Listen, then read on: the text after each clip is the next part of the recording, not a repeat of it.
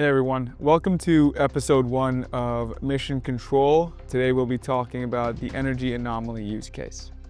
In typical retail operations, often to be able to calculate and report anomalous energy consumption, many organizations have to work through quarterly reports created by consultants or have no visibility at all to whether stores are consuming energy that they shouldn't be consuming. With CodeOS, you can actually integrate your meters and normalize your data through weather or other external factors and ensure that you're benchmarking and baselining your store consumption to be able to understand which stores are consuming more than they should be consuming. We'll look at a great example of that today. So here I am on the CodeOS homepage where I can see all my stores active. If I want to click into Building BI and go to the Energy Operations dashboard, I can actually see all my stores and their expected consumption versus their actual consumption for a certain time period.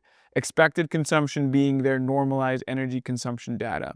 Comparing the two, I can see my difference. So I'm looking at all my stores ranked by the ones that are consuming much more than they should.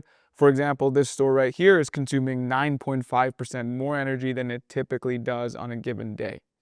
Clicking into that store itself, I'm taken to the store homepage.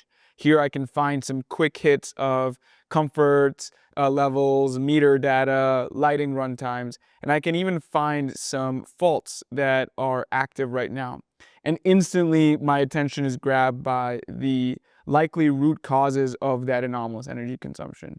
Right here I can find these rooftop units where the economizer, if I look at the name, is saying that the conditions are acceptable, so the economizer should be operating. However, the economizers for a few of these RTUs are actually off. So clicking into one of these faults right here, I'm taken to that fault page where I see exactly that.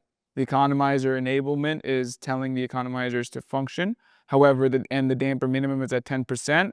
However, the damper's actual command is below 10% and the cooling stages are on. So this RTU, as an example, is wasting energy. Find out more on how to optimize your energy consumption at codelabs.com.